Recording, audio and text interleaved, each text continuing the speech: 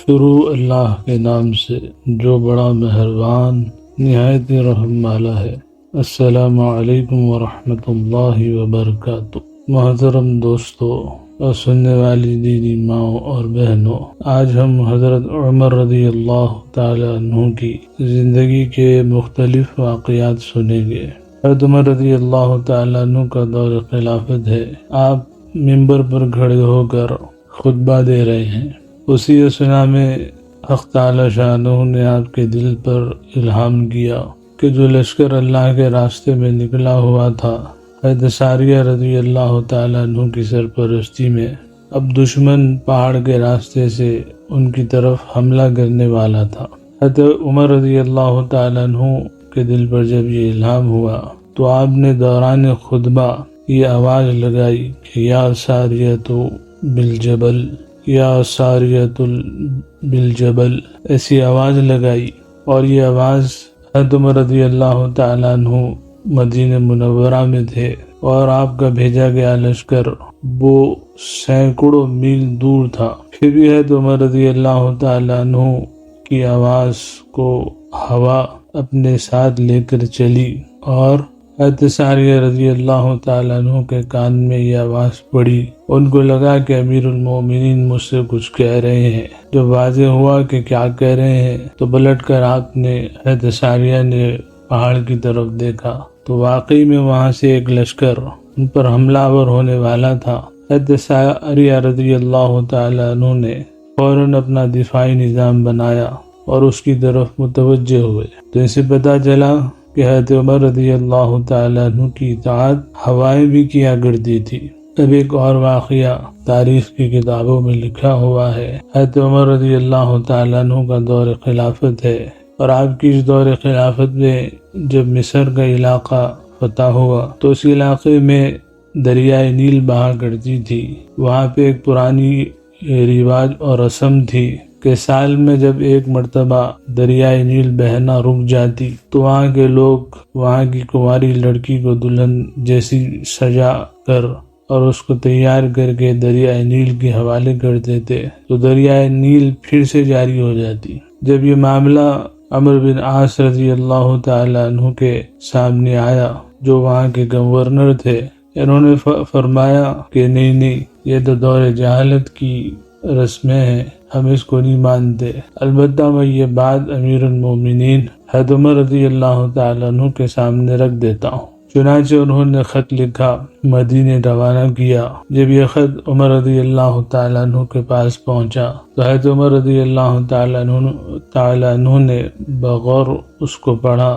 پڑھنے کے بعد آپ نے اسی خط کو اٹھایا اور اس کے پیچھے ہی لکھنا شروع کیا کہ بسم اللہ الرحمن الرحیم۔ یہ خط دریائے نیل کے نام حضرت عمر رضی اللہ تعالیٰ عنہ کی طرف سے، اور کہا کہ نیل، اگر تو اللہ رب العزت کے حکم سے جاری اور ساری ہے تو پھر ہمیشہ جاری رہنا، ورنہ ہم کو تمہاری کوئی ضرورت نہیں ہے۔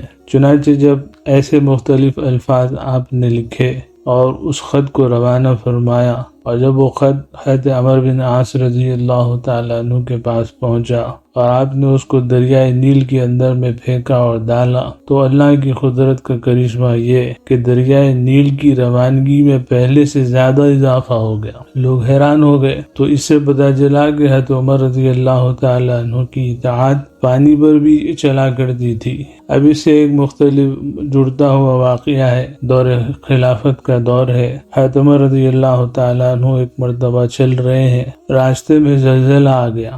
زلزلہ آیا تو آپ نے دیکھا کہ آپ کے پیروں کے نیچے وہ محسوس ہوا، تو آپ نے اپنے پیر کو اٹھایا اور زمین پر ٹھوکر ماری اور زمین سے کہا کہ زمین، کیا عمر تجھ پر عدل اور انصاف کے ساتھ حکومت نہیں کر رہا ہے؟ پھر کیوں ہل رہی ہے؟ بس اتنا کہنا تھا، زلزلے کی تپش میں کمی آئی اور وہ رک گیا۔ تو اس سے پتہ چلا کہ حضرت عمر رضی اللہ تعالیٰ عنہ کی اطاعت زلزلوں پر بھی ہوا کرتی تھی۔ چنانچہ حضرت عمر رضی اللہ تعالیٰ عنہ کے دور خلافت میں ایک مرتبہ مدینہ منورہ کے علاقے میں آگ نکل آئی۔ جب آگ نکل آئی تو حضرت عمر رضی اللہ تعالیٰ عنہ نے حضرت تمیم داری رضی اللہ تعالیٰ عنہ کو بلایا اور بلا کر کہا کہ تمیم، میں نے تمہارے بارے میں اللہ کے رسول صلی اللہ علیہ وسلم سے سن رکھا ہے، چنانچہ تم جاؤ اور اس آگ کو اس کی اپنی جگہ پر پہنچا کر آؤ۔ حضرت تمیم داری رضی اللہ تعالیٰ عنہ اٹھے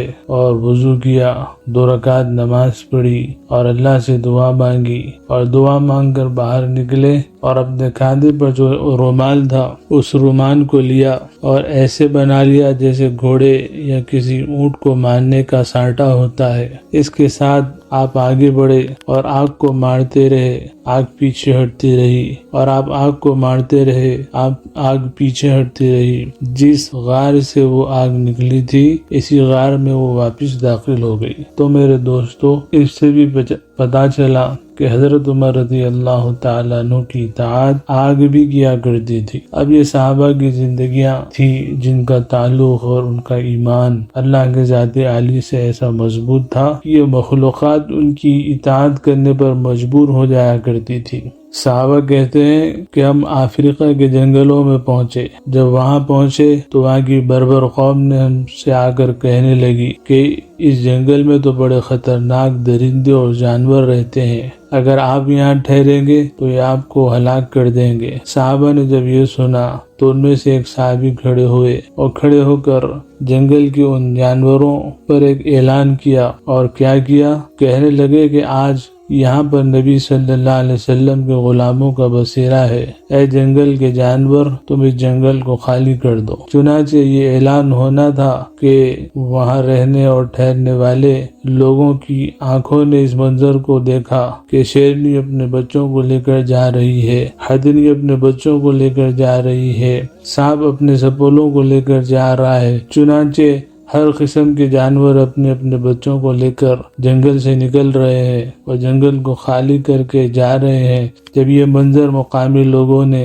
اور اس بربر قوم نے دیکھا، انہوں نے پوچھا کہ تم نے یہ کام کیسے سیکھا؟ تو صحابہ رضی اللہ تعالیٰ عنہ نے کہا کہ ہم ہمارے نبی صلی اللہ علیہ وسلم کے غلام ہیں، جس کے غلاموں کو اللہ پاک نے یہ شرف عطا فرمایا ہے۔ جب بربر قوم نے ان کی یہ بات سنی تو کہا کہ پھر ہمیں بھی اپنے جیسا بنا لیجئے۔ تو بغیر کسی لڑائی کے جنگل کے درندوں کی اطاعت کو دیکھ کر وہ افریقی قوم، وہ بربر قوم مسلمان ہو گئی۔ تو میرے دوستو، جس کے دل پر، جس کے جسم پر اللہ کا حکم چلتا ہے، پھر اس کا حکم ہوا مان لیتی ہے، اس کا حکم پانی مان لیتا ہے، اس کا حکم چرندوں پر چلتا ہے، اس کا حکم پرندوں پر چلتا ہے، یہاں تک کہ ہر چیز پر چلنے لگتا ہے۔ یہ مقام تسخیر ہے جو حق تعالی شانہ اپنے مومنین بندوں کو عطا فرماتے ہیں۔ محترم دوستو،